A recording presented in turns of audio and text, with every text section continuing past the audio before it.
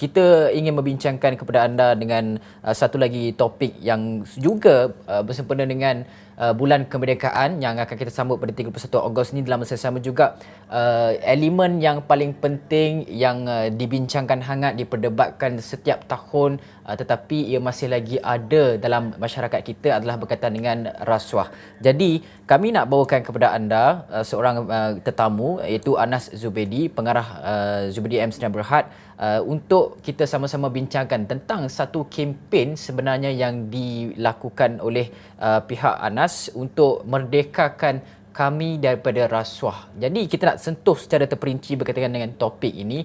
Anas, selamat pagi. Assalamualaikum. Waalaikumsalam. Assalamualaikum semua ya. Anas, Selamat kita pagi. nak lihat dengan topik yang Anas katakan, merdekakan kami dari rasuah. Sentuh pasal rasuah ni sebenarnya banyak perkara yang perlu dibincangkan, banyak elemen-elemen yang perlu kita lihat daripada segala struktur yang kita ada dalam negara ini. Sekiranya kita rungkaikan elemen-elemen rasuah ini, pasti ada lopong-lopong tertentu yang perlu kita baiki. Pertama sekali kita nak sentuh dengan kempen yang Anas nak, pihak Anas dan juga beberapa pihak lain adakan ini. Bagaimana kempen tersebut dijalankan, Anas, sebenarnya? Ya, sebenarnya Reza Fizi, Anas adalah salah seorang daripada ahli rasuah busters ya. Dan kami banyak membuat aktiviti-aktiviti dan perancangan-perancangan untuk menjadikan Malaysia tanpa rasuah.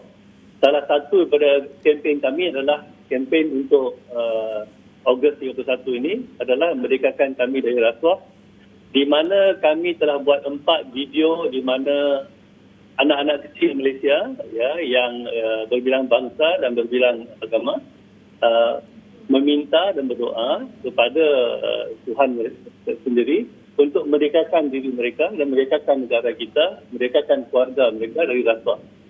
Itulah yang video 4 yang kita buat itu. Kita dah share semalam, kongsi semalam dan mula. Mungkin awal ni pun dah tunjuk kan, ada. Dan Anas, kita juga ingin melihat kepada kempen tersebut sebenarnya bagaimana budaya benci rasuah ini seperti yang mahu dibawakan, objektifnya dibawa daripada kecil. Pendidikan itu begitu penting untuk kita lihat dari segi, tapi kita juga ingin tahu bagaimana sebenarnya pendidikan rasuah ini perlu dilakukan daripada peringkat umur berapa baru orang kata anak-anak ini terdedah hatinya supaya menolak dengan rasuah. Ya, Azizi, ini soalan yang betul-betul penting ya. Kalau kita lihat dari segi kami buat video itu pun, cara kami menulis video itu, kita mengatur video itu, kanak-kanak itu tak berapa faham apa itu rasuah. Dia dalam topiknya adalah adegannya kita lihat dia tertanya-tanya hari itu mak bapak dia cakap rasuah, apa itu rasuah. Jadi dia meminta kepada Tuhan ya, apakah itu rasuah? Adakah ia menipu? Sebenarnya betul lah Fizi. Kanak-kanak pada umur begitu yang mungkin kurang daripada 10 tahun, dia kurang faham dengan konsep rasuah ya. Jadi ini adalah penting kita kena tahu sebagai orang dewasa. Jadi kalau kita nak memberi huraian secara logikal, sebenarnya kanak-kanak yang mungkin begitu muda dia tak dapat serap. Jadi apa yang diserap oleh kanak-kanak adalah emosi perasaan ibu bapa ni. Jadi kalau semasa ibu bapa menerangkan apa itu rasuah, walaupun dia mungkin tak dapat menyerap dari segi logikal, dia akan menyerap dari segi emosi, itu feelings ya. And feelings are more powerful than facts. Dia sebenarnya perasaan itu lebih powerful, lebih kuat daripada fakta. Jadi kalau ibu bapa menunjukkan satu keadaan di mana emosi yang tak suka rasuah, yang jijik pada rasuah, emosi itu akan tertanam di dalam hati kanak-kanak. Jadi bila kita dah besar macam kita sekarang ni, orang yang tak mau ambil rasuah tu dia bukan kerana fakta, bukan kerana logikal, kerana emosi, ada sauh di hati mereka kerana telah ditanam dari awal-awal lagi oleh ibu bapa. Mereka itu orang-orang dewasa. Jadi dalam video kami itu, kami menggunakan konsep ini. Macam manakah kita menanamkan satu perasaan yang tidak mahu ambil rasuah. Walaupun kanak-kanak pada masa itu mungkin belum benar-benar faham mengenai apa itu rasuah. Ini penting untuk kita buat ya.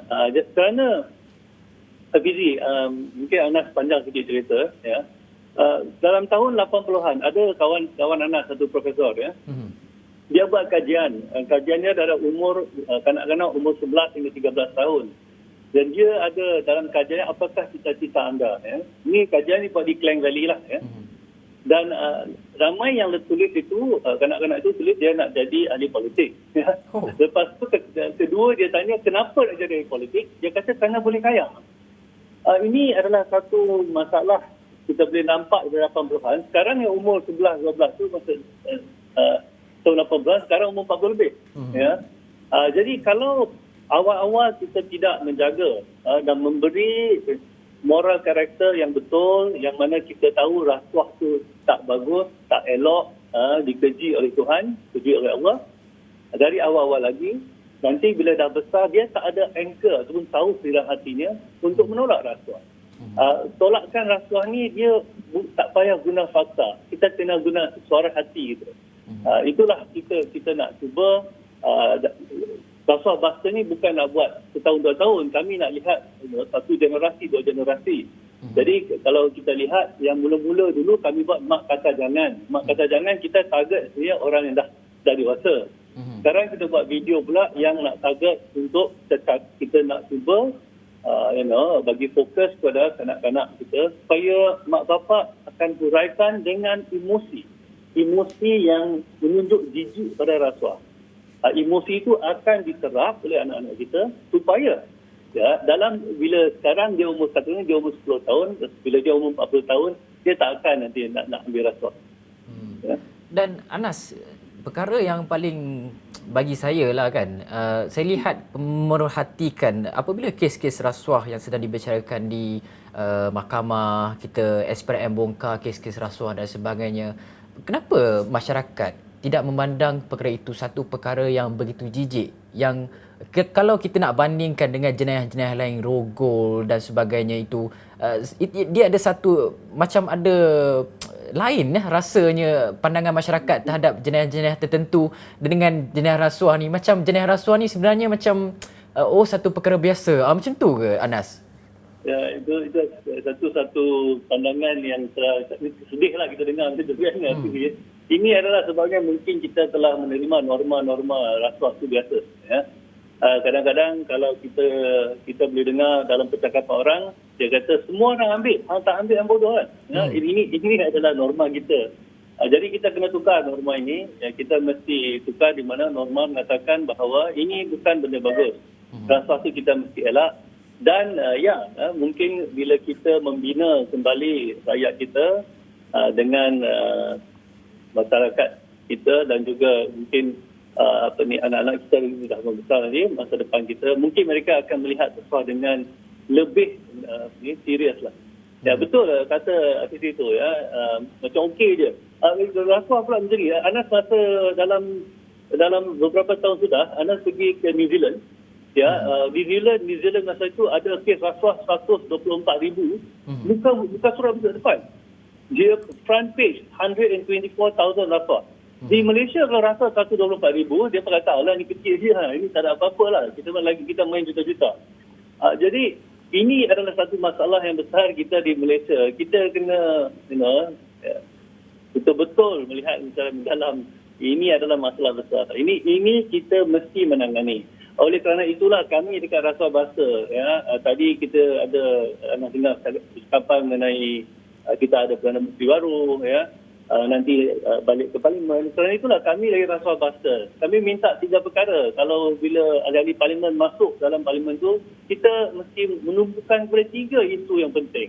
Isu COVID-19, kita mesti menangani COVID-19 dengan benar-benar, dengan mendalam. Keduanya isu rasuah, ketiga isu ekonomi. Ini rasuah ni dia mencelah tau. Dia boleh mengkacau kebolehan kita menangani ekonomi dan juga COVID-19. Jadi kita jangan terlepas. Kita mesti masukkan rasuah ketiga ni. COVID-19, rasuah, membasmi rasuah, menjadikan Malaysia tanpa rasuah dan juga ekonomi. 3 ini Anas harap-haraplah kepimpinan Yang Berhormat Ismail Sabri akan memberi penelitian yang mendalam.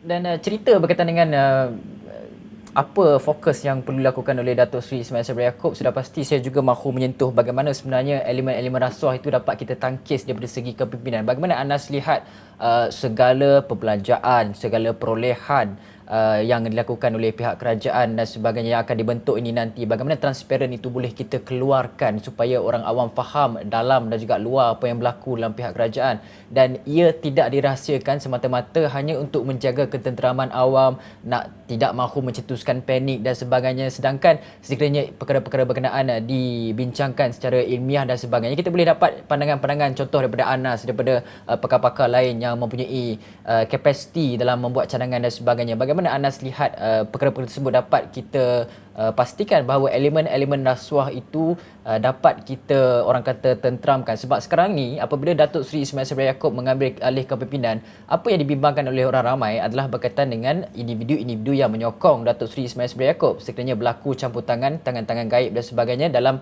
pentadbiran kerajaan dan juga dalam keputusan-keputusan tertentu terpalit dengan mahkamah dan sebagainya. Jadi itu adalah perkara yang dibincangkan, hangat dibincangkan sekarang ini di media sosial dan sebagainya. Bagaimana Anas lihat perkara ini, Anas? Ya, pertamanya mungkin paling penting adalah kita jangan ada ahli politik campur tangan apa-apa kes-kes mahkamah. Itu langsung jangan dijadikan. Kerana itulah salah satu teras utama demokrasi kita.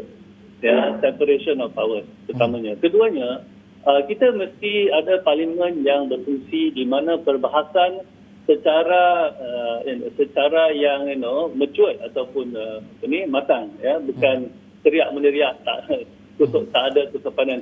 Itu mesti dibuka oleh parlimen, dan kita mesti ada perbahasan supaya mana-mana belanjawan kita buat mesti dibahas. Ketiganya, kalau boleh kita untuk mewujudkan satu keadaan yang stabil di parlimen. Anas harap yang Abang Berhormat Perdana Menteri Ismail Sabri dan pihak Perikatan Nasional bersama dengan pihak Pakatan Harapan bersama-sama lebih daripada 2/3 majoriti menggubal undang-undang tak boleh lompat parti atau tak boleh lompat katak. Ini semua ini akan memberi satu kejutan, ya, dan juga bagi kita satu kuat untuk kita verifikan rasa. So, kita mesti keempatnya mungkin kita melihat contohnya menggubahkan undang-undang political funding ataupun dana politik. Benda-benda ini kita kena buat. Dan kalau kita benar-benar betul-betul nak menangani rasuah dengan cepat mungkin, SPRM mesti diberi kuasa yang lebih kuat. Dan kalau boleh report directly to parliament. Benda-benda macam ni boleh buat, kita boleh buat. Ya. Jadi ini adalah political will, ya, kemahuan politik, bukan sahaja Perikatan Nasional ke Pakatan Harapan. Adakah mereka mempunyai political will ataupun kemahuan politik yang mendalam, contohnya untuk menggubal undang-undang tak boleh lompat parti? Ini tak ada kena-mengena dengan sebelah pihak. Kita dua-dua pihak, kerajaan dan opposition, mesti mahu membuat benda-benda macam ni. Dana politik. Ya. Kita, kalau tidak kan, Fizi, sampai bila-bila. Ini perkara-perkara ini perkara darat, ya. Dia bukan yang sophisticated. Gubal undang-undang itu, kita ikut dia, dan jadi kita kurangkanlah rasa kes itu. Dan Anas, sementara kita akan bincangkan berkaitan dengan Akta Dana Politik atau lompat parti, yang kita lihat setakat ini masih lagi orang kata sekadar retorik-retorik politik ketika kempen-kempen pilihan raya dan sebagainya, yang mentadbir pun nampaknya kita lihat perkara tersebut sekiranya dibincangkan dengan hangat, kemudian ia akan diredakan semula dan tiada orang kata tindakan-tindakan lanjut yang lebih pantas untuk kita ambil. Yang cuma kita lihat apabila sesuatu kerajaan tu telah lemah, barulah perkara-perkara seperti ini berbangkit semula untuk memastikan bahawa sokongan itu dapat dicapai. Dan Anas, sebenarnya saya tertarik dengan kata-kata Anas tadi di parlimen, jangan berteriak-teriak dan sebagainya. Anas katakan tadi, bagaimana sebenarnya pihak pembangkang dan tidak kiralah mana-mana pihak sekalipun, pembangkang ataupun kerajaan, boleh memberikan kritikan, tetapi kritikan yang tidak makan dalam, kritikan yang tidak membawa kepada elemen-elemen kebencian, kritikan yang orang kata tidak membawa kepada elemen dendam dan sebagainya. Kritikan yang kita lakukan daripada semua pihak supaya kerajaan memperbaiki dasar dan juga polisi adalah kritikan yang membina dan juga memberikan cadangan. Tetapi apa yang berlaku di parlimen dengan kita lihat sikap-sikap ahli-ahli parlimen itu sehingga kan ada yang mempersoalkan perkara-perkara tersebut dari segi orang kata keadaban dan sebagainya. Bagaimana Anas melihat perkara ini sebenarnya ia perlu diperbaiki dan juga rakyat sedang memerhati apa yang berlaku di parlimen sebenarnya?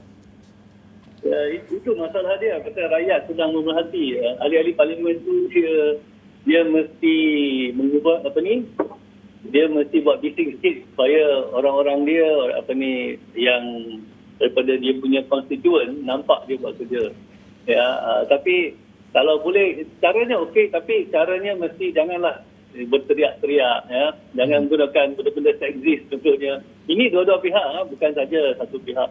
Jadi Anas harap-harap Tuan Speaker akan lebih garang dan lebih tegas. Kalau orang bising-bising banyak kali tak dengar cakap, hantar keluar sekejap. Itu Anas haraplah. Jadi kita ada referee yang lebih garang sikit. Mungkin insyaAllah dia taklah berani sangat nak buat kecoh lah. Itu adalah satu masalah kerana itu kita mungkin tak ada cara-cara yang ada gaya lah. Tapi ada yang baik, yang bagus Contohnya kalau kita tengok masa baru-baru ini Nurul Izzah contohnya caranya ada kelas Ya, betul. Itu ada kelas. Itu dia mesti ada kelas sikitlah.